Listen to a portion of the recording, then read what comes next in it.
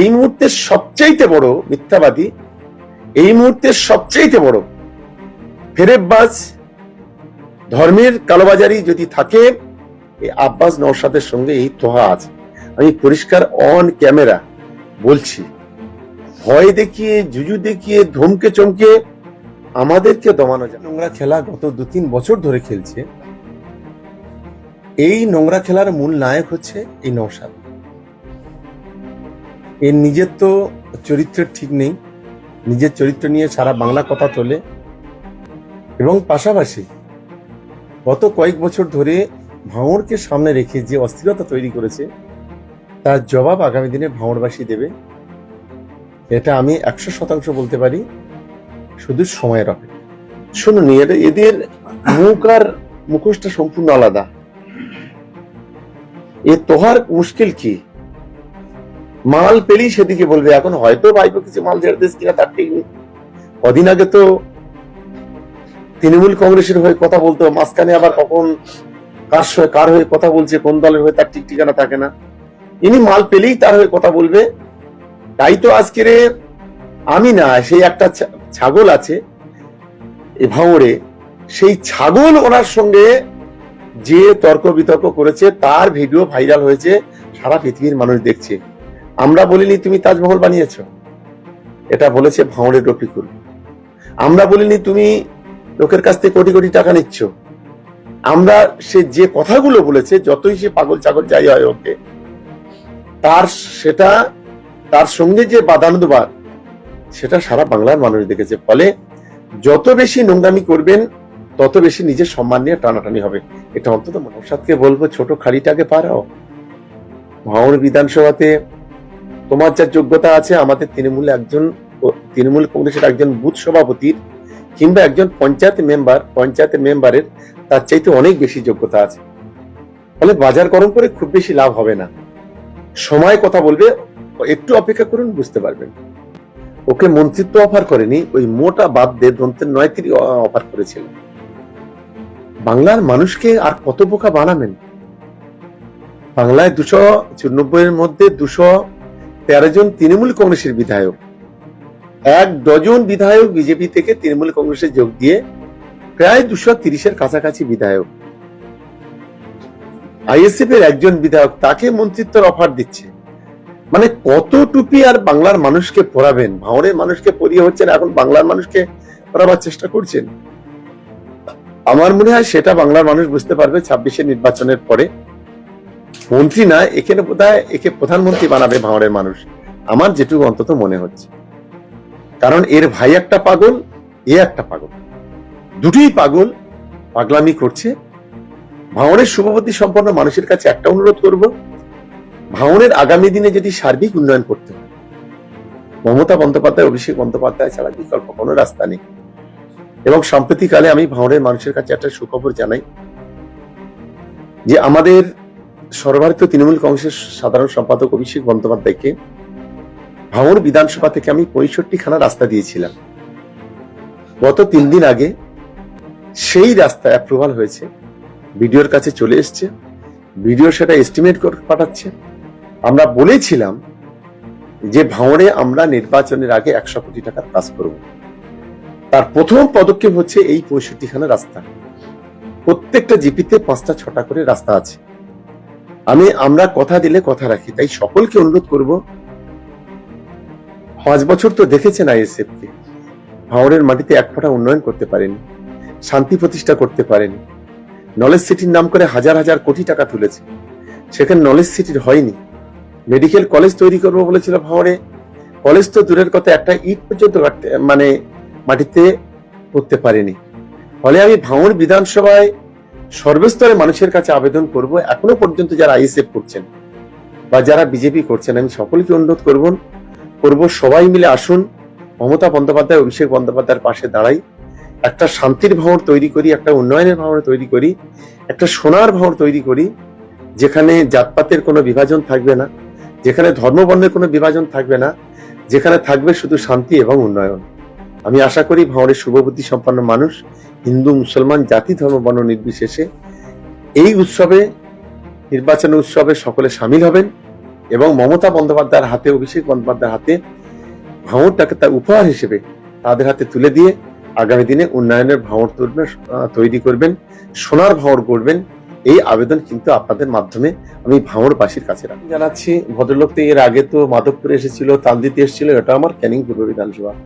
এমনকি ক্যানিং টুয়ে ওই চোরের মতো এসেছিল আশরাফের বাড়ি, সেখান থেকে খেয়ে দিয়ে তালদিতে চলে গিয়েছিল। আমরা তো ওয়েলকাম জানাচ্ছি, চলে আসুন না প্রতিদিন, তবে নোংরামি বন্ধ করুন, মিথ্যা কথা বলা, ভণ্ডামি বন্ধ করুন। রাজনীতি করবেন, রাজনীতি গণতান্ত্রিক ভাবে করুন, সঠিক পথে করুন। নোংরামি করলে নিজেদের কর্মীদের দিয়ে তাদেরকে উস্কালে আর তার ফলটা কিন্তু খুব ভালো হবে না, এটা অন্তত ওকে মনে রাখা উচিত। আমরা গণতন্ত্রের পক্ষে, আমরা শান্তির পক্ষে। শান্তিপূর্ণভাবে আপনারা ওখানে কেন, যদি মনে করেন জীবনতলা মিটিং করবেন করুন, যদি মনে করেন শওকতমোল্লা বাড়ির ধারে করবেন করুন, প্রয়োজনে আমি জায়গাটাকে দেখেও দিচ্ছি, সব ধরনের ব্যবস্থা করে দিচ্ছি। কিন্তু কিছু বাঁদরকে দিয়ে আমাদের মিটিং হবে, গিয়ে চিৎকার করবেন, চেঁচামেচি করবেন, রাস্তা থেকে গাড়ি যাবে পাগল ছাগল লাগিয়ে দিয়ে ঘেউ ঘেউ করাবেন, এ সমস্ত বন্ধ করুন না। আমরা তো রাজনীতিটা করি, কই আমাদের ছেলেরা, আমাদের কর্মীরা কই একদিনের জন্য কোনো দিন তো আপনাকে কোনো অসম্মান করেনি, কাউকে অসম্মান করেনি। ভাঙড় বিধানসভায় আমাদের যারা তৃণমূল কংগ্রেসের কর্মী আছে, সমর্থক আছেন, ভাঙড়বাসী, ক্যানিংবাসী যারা আছেন, দেখুন আমরা কোনো খারাপ কথা বলতে চাই না, কিন্তু এই অপদার্থরা মাথায় টুপি দিয়ে যখন মিথ্যা কথা বলে, যখন এরা বিভিন্ন ধরনের অরাজকতা, বিশৃঙ্খলা তৈরি করার চেষ্টা করে, আমরা তো হাত পা দিয়ে বসে থাকতে পারি না। আমাদের তো রক্ত মাংসের শরীর। তুমি ঢিল ছুড়লে আমি তো রসগোল্লা ছুটতে পারি না, তুমি ঢিল ছুড়লে আমি পাথর ছুড়বো, এটাই হচ্ছে নিয়ম। আজও যা বলছি, শেষ মিনিট পর্যন্ত সেই একই কথা বল। জনসভার নামে, জনসভা একটা কাজ করুন না, জনসভাটা ওভাবে না বলে পিছনের দরজা দিয়ে ঢুকছেন কেন? সরাসরি সামনে দরজা দিয়ে ঢুকুন, সরাসরি কোন রাজনৈতিক দলে ঝান্ডা ধরে ফেলুন না, ধরে নামুন না। দেখি না কত জনপ্রিয়তা আপনাদের আছে আর আমাদের কত জনপ্রিয়তা আছে। আপনাদের যদি খুব জনপ্রিয়তা থাকে আপনারা জিতবেন, আর আমাদের যদি জনপ্রিয়তা থাকে আমরা জিতবো। একটা কথা মনে রাখতে হবে, একদিকে ববি হাকিমের কাছে গিয়ে তোষামত করবেন, অন্যদিকে মমতা বন্দ্যোপাধ্যায়ের সম্পর্কে, তার দলের কর্মী সম্পর্কে উৎসাহ করবেন, অপপ্রচার করবেন। বাংলার মানুষ এত বোকা নয়, সংখ্যালঘু মুসলমানরা এত বোকা নয়, এটা প্রথম ওকে মনে রাখা উচিত। যে ভাষায় কথা বলছে এটা মনে করি কোনো একটা সমাজ বিরোধীর ভাষা, ক্রিমিনালের ভাষায় কথা বলেন। আর দ্বিতীয়ত বলি, যেভাবে আজকের অন ক্যামেরা চ্যালেঞ্জ, এতগুলো মিডিয়া আছে এখানে, আমার সম্পর্কে, আমার পরিবার সম্পর্কে কোথাও দুর্নীতির কথা বলেছেন, কোথাও বিভিন্ন ধরনের অভিযোগ করেছেন। ও একটা বিষয় এক সুতো পরিমাণ, আমি কথা দিচ্ছি রাজনীতি তো করব না, আর ভাঙড়ের মাটি থেকে একটা ফাঁসির মঞ্চ করব, সেই মঞ্চে গলায় দড়ি দিয়ে ওখানে ফাঁসির মঞ্চে ঝুলে পড়ব। কিন্তু যদি প্রমাণ না করতে পারে, ও কি করবে? ওকে সরাসরি প্রকাশ্যে বলতে হবে। ভণ্ডামি করে, নোংরামি করে, মিথ্যা কথা বলে, দালালতি করে কিছুদিনের জন্য মানুষকে বোকা বানানো যায়, কিন্তু এটা লং টাইম বোকা বানানো যায় না। এটা অন্তত মনে রাখা উচিত। তুমি বন্ধ করলে আমি বন্ধ করব, তুমি এক কথা বললে আমি তিন কথা বলবো। আজকের প্রকাশ্যে, আজকের এই অন ক্যামেরা আমি কিন্তু বলে দিচ্ছি, মমতা বন্দ্যোপাধ্যায়, অভিষেক বন্দ্যোপাধ্যায়ের কাছে এরকম পাগল ছাগল অনেক আছে। এই পাগল ছাগলের কথা যদি শোনে, দলটা তো বাংলা থেকে উঠে যাবে। এই পাগল ছাগলের কথা মমতা বন্দ্যোপাধ্যায় গুরুত্ব দেয় না, অভিষেক বন্দ্যোপাধ্যায় গুরুত্ব দেয় না, কারণ মাটি থেকে উঠে এসছে মমতা বন্দ্যোপাধ্যায়। বাংলার মাটি, বাংলার জল, বাংলার বায়ুর সঙ্গে তার সম্পর্ক।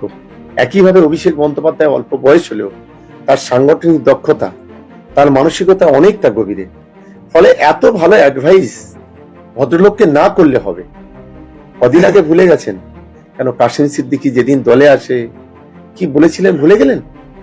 কাসেম সিদ্দিকী দলে আসার পরে মমতা বন্দ্যোপাধ্যায়ের সম্পর্কে, অভিষেক বন্দ্যোপাধ্যায়ের সম্পর্কে, তৃণমূল কংগ্রেস সম্পর্কে বড় বড় কথা বললেন, সেগুলো কি ভুলে গিয়েছেন? আজকের এরকম টুপি দেওয়া কারবার কতদিন চলবে? কত এইভাবে এই ধরনের টুপি, এটা আমাদের মুসলিমদের টুপি নয়, এটা অন্য টুপি। এই টুপি কতদিন পরাবেন? এটাই আমি ওকে প্রশ্ন করছি। মুখটা বন্ধ রাখলে খুব ভালো হয় বলে আমার অন্তত মনে হচ্ছে। একটু নামাজ কালামের দিকে জোর দিন, একটু ওই হাদিস কোরআন কেতাবগুলো একটু পড়াশোনা করুন, একটু জলসা টলসা করুন, তাতে আপনার ভালো হবে। তা না করে ঢিল ছুড়লে কিন্তু পাথর খাবেন, এটা কিন্তু মনে রাখবেন। আপনার সম্মান বাংলার মানুষের কাছে কতটা, সেটা বাংলার এই মুহূর্তে সবচাইতে বড় মিথ্যাবাদী, এই মুহূর্তে সবচাইতে বড় ফেরেববাজ, ধর্মের কালোবাজারি যদি থাকে, এই আব্বাস নওশাদের সঙ্গে এই তোহা আছে।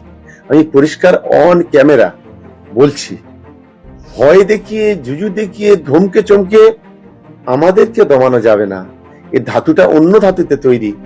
এটা মমতা বন্দ্যোপাধ্যায়, অভিষেক বন্দ্যোপাধ্যায় আমাদের নেতা, ধমকে চমকে খুব বেশি লাভ হবে না, এটা ওকে মনে রাখা উচিত। বিজেপি একটা সাম্প্রদায়িক দল এই ভারতবর্ষের মাটিতে, এটা সকলেই জানে। ভারতবর্ষের সবচেয়ে নক্কারজনক পার্টির নাম হচ্ছে বিজেপি। তাদের যে মূল প্রবক্তা হলো আরএসএস, যে আরএসএস জাতির জনক মহাত্মা গান্ধীকে খুন করেছিল, আর যিনি খুন করেছেন তিনি হচ্ছে আরএসএস এর সবচেয়ে বড় নেতা নাথুরাম গডসে। স্বাভাবিক কারণে এই বিজেপি স্বাধীনতার আগে ব্রিটিশদের দালালতি করেছিল, এই বিজেপি ব্রিটিশদের পা চেটেছিল, এবং পরবর্তীকালে স্বাধীনতার পর ব্রিটিশদের চাইতো একটা ভয়ঙ্কর শক্তি, ভয়ঙ্কর রূপ নিয়ে আজকের গোটা দেশে রাজত্ব করছে। ফলে স্বাভাবিক কারণে মানুষের যে কঠিন পরিস্থিতির মধ্যে দিয়ে ভারতবর্ষের মানুষ আছে, এটা বারবার প্রমাণিত হয়েছে। তাই আমরা মনে করি যে বিজেপি অত্যন্ত জঘন্য পার্টি, একটা জংলা পার্টি। এই পার্টির বিরুদ্ধে বাংলার সর্বস্তরের মানুষকে সংগঠিতভাবে এগিয়ে আসার জন্য সকলের কাছে আবেদন করব, এবং বাংলা থেকে এদের শেকড়টাকে তুলে ফেলার জন্য সকলের কাছে আমরা অনুরোধ করব। আর খাইনি, ওরা আমাদের মেরেছে। আমাদের 4-4টে তৃণমূল কংগ্রেসের কর্মীকে খুন করেছে ওরা ভাঙড়ে আমাদের 21 জন তৃণমূল কংগ্রেসের কর্মীকে তাদের উপরে আক্রমণ করে তাদের কারো হাত ভেঙেছে, পা ভেঙেছে, মাজা ভেঙেছে। আমাদের প্রচুর তৃণমূল কংগ্রেসের কর্মীদের ঘরবাড়ি লুট থেকে আরম্ভ করে অনেক ঘটনা ঘটিয়েছে। ওরা পুলিশের মাথায় লাঠি মেরেছে, ওরা পুলিশের গাড়ি জ্বালিয়েছে, ওরা ভাঙড়কে রক্তাক্ত করেছে। তার বিনিময়ে তৃণমূল কংগ্রেসের কর্মীরা কোনো ঘটনা ভাঙড়ের মাটিতে ঘটায়নি। ভাঙড় তৃণমূল কংগ্রেসের কর্মীরা শান্তিপ্রিয়, এবং ভাঙড় তৃণমূল কংগ্রেস কর্মীরা যথেষ্ট সংযতশীল এবং যথেষ্ট মানসিকতা পরিচয় রাখে। আমি সেই কারণে আমাদের দলের কর্মী সমর্থক বা ভাঙড়বাসীকে আমি ধন্যবাদ এবং অভিনন্দন জানাই। কদিন আগে আমি শুনছিলাম যে লোকসভার আগে অভিষেক বন্দ্যোপাধ্যায় ভয় পাচ্ছিল। এই ভাঙড়ের বিধায়ক সাহেব ওখানে লোকসভায় দাঁড়াবো বলেছিলেন। কদিনের মধ্যে দেখলাম লেজটা গুটিয়ে পালিয়ে গিয়েছিল। মমতা বন্দ্যোপাধ্যায়ের বিরুদ্ধে কথা বলতে গেলে, সমুদ্রে যেতে গেলে ছোট ছোট খাড়িগুলো পার হতে হয়। নওশাদকে বলবো, ছোট খাড়িটাকে পারাও। ভাঙড় বিধানসভাতে তোমার যা যোগ্যতা আছে, আমাদের তৃণমূল কংগ্রেসের একজন বুথ সভাপতির কিংবা একজন পঞ্চায়েতের মেম্বারের তার চাইতে অনেক বেশি যোগ্যতা আছে। ফলে বাজার গরম করে খুব বেশি লাভ হবে না। সময় কথা বলবে, একটু অপেক্ষা করুন, বুঝতে পারবে। বলে কিনা বলে ছাগলে কিনা খায়। ধারে কাছে এসেছিল, আমি ছিলাম বলে সেদিন ও অক্ষত অবস্থায় বাড়ি চলে গিয়েছিল, এই শওকত মোল্লা ছিল বলে। সেটা ওখানকার শয়ে শয়ে মানুষ জানে। বলে সব পাগল ছাগল কি বললো না বললো এসবকে গুরুত্ব দিই না। একেবারে আমরা শেষ কোশ্চেন করবো, ধর্ম নিরপেক্ষতার নাম করে তৃণমূল কি কোনো বিশেষ সম্প্রদায়কে বিশেষ গুরুত্ব দিচ্ছে? মমতা বন্দ্যোপাধ্যায় একজন ধর্ম নিরপেক্ষ নেত্রী শুধু আজকে নয়, তার প্রথম রাজনৈতিক জীবনে সে সম্প্রীতির জন্যই লড়াইটা করেছে, একতার জন্য লড়াই করেছে। তার কাছে হিন্দু, মুসলমান, খ্রিস্টান, আদিবাসী, জৈন, পার্সি, নেপালি, মারাঠি, বিহারি, পাঞ্জাবি, সাঁওতালি সব ধর্মের মানুষ তার কাছে সমান। তিনি একদিকে যেমন দুর্গাপূজাতে যান, অন্যদিকে আমাদের মুসলিমদের ঈদেও যান, আর একদিকে 25শে ডিসেম্বর কলেজ ওই যে পার্ক স্ট্রিটে সেখানেও যান, আর একদিকে আমাদের আদিবাসী ভাই বোনেদের বিভিন্ন কর্মসূচিতে যান, আমাদের পাঞ্জাবি ভাই বোনেদের, সাঁওতালি ভাই বোনেদের বিভিন্ন অনুষ্ঠানে যান। প্রত্যেকটা ধর্ম, তিনি বলেন ধর্ম যার যার উৎসব সবার। এটাতে প্রমাণিত হয় তিনি একজন কত বড় মহান নেত্রী, এটা প্রমাণিত হয়।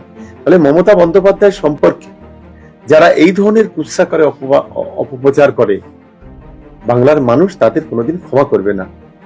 আগামী দিনে তাদের বিরুদ্ধে সর্বশক্তি দিয়ে রুখে দাঁড়াবে এবং চতুর্থবারের জন্য মমতা বন্দ্যোপাধ্যায় মুখ্যমন্ত্রী হবেন।